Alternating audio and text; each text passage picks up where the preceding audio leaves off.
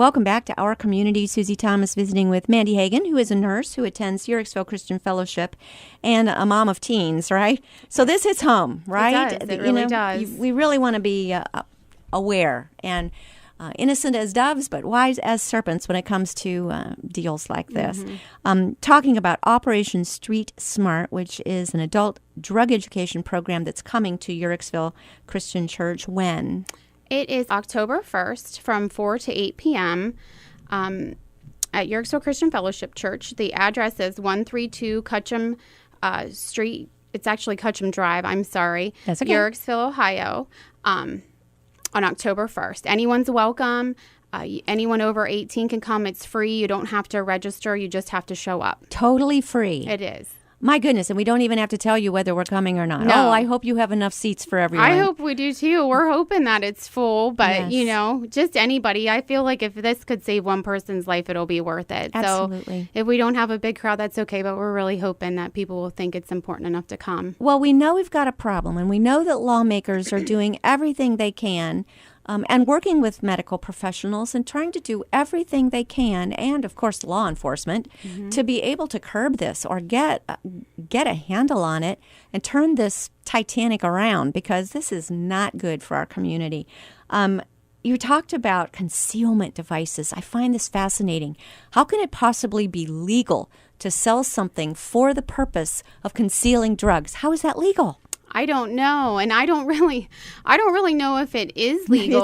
It's not. There we go. Because it's also not legal. I don't think it is, but people do, and these law enforcement officers, they talked about that, how oftentimes when they go, because they do go all across the United States, oftentimes when they go to certain areas, they'll go into places where they think will be selling these things, and of course they'll have to act like that's not what they're doing. But that's how they find out what's currently out there. And in specific locations, I don't know if they'll do that at ours because they're from Columbus and we're local to them.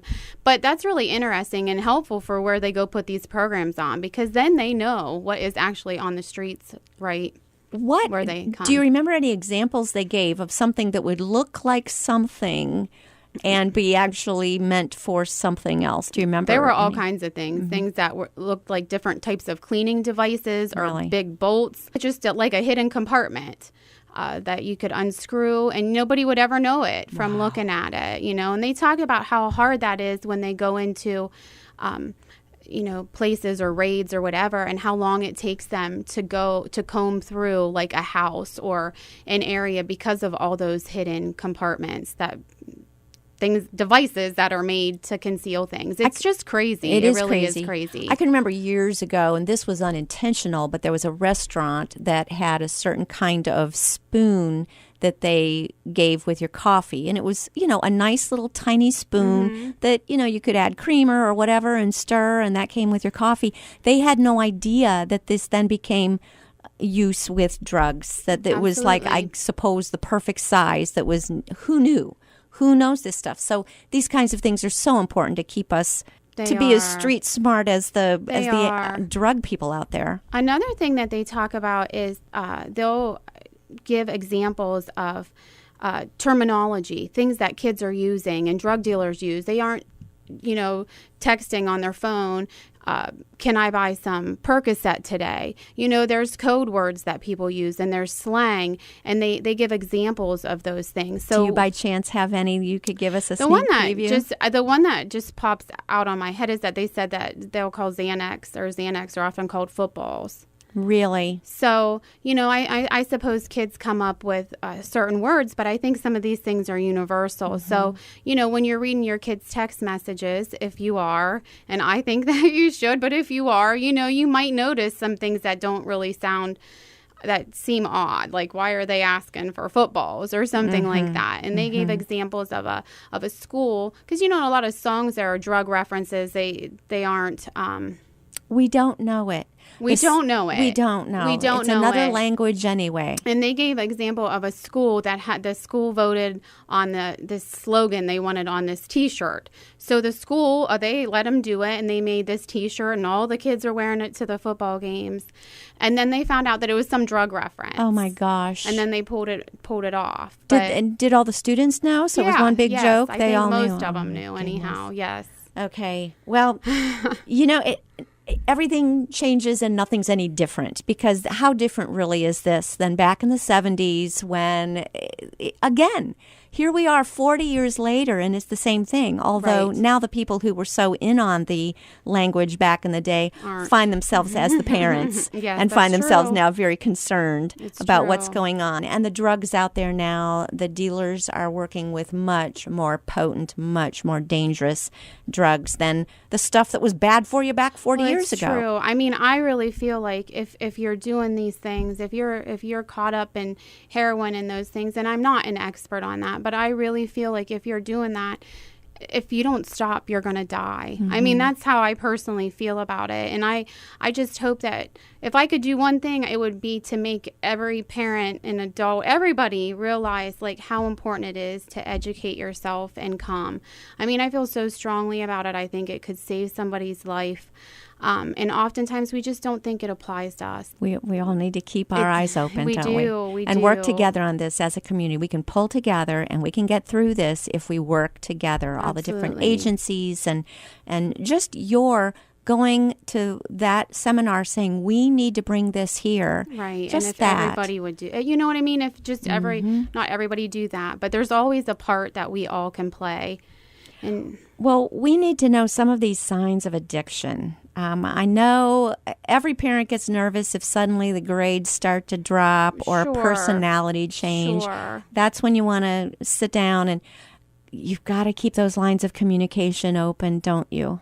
You do. That's like the most important thing, talking to your kids. We had talked about signs that we should be aware of as parents, grandparents, teachers, anybody, neighbors, signs that we should be kind of on the lookout for. We don't want to give away everything because we want people to attend the conference, but do you remember anything that they told you that even came as a surprise to you of something that you should be on the lookout for?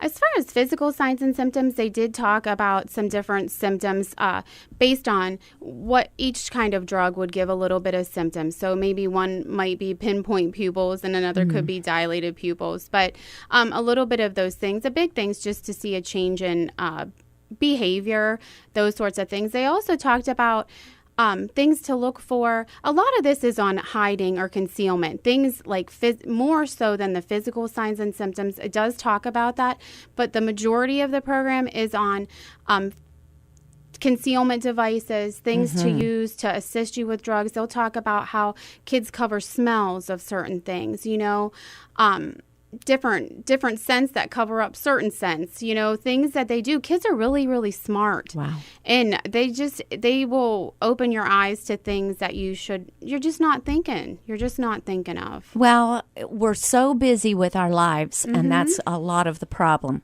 Right. If you find yourself so busy that you're just not involved in the day-to-day, and suddenly you start to notice that maybe your child is acting a little differently, but we would much rather be able to just brush that off as, adolescence is a tough time. Right. And these guys at the end of the program that I went to, they gave out their own phone numbers, and they said, call us, text us. You find something that's suspicious, you send us a picture of it. We'll tell you what we think. They said, we're out here to save lives. We just want, he said, we just want to stop meeting people in the morgue.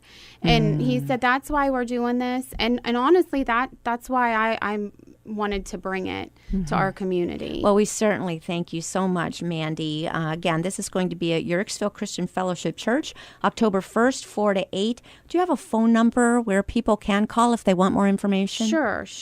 740-922-2752. Give that one more time, please. 740-922-2752. Well, Mandy, we just can't thank you enough for having such a heart for what's going on with young people, and the fact that you would attend this and say, we need this here. My hat is off to you. So happy that you're bringing Operation Street Smart. This is a drug education for adults so that we can become as street smart as the drug dealers out there and know what's going on and be able to nip this in the bud. That's right. Thank you so much, Mandy Hagan, for what you're doing in our community. Thank you.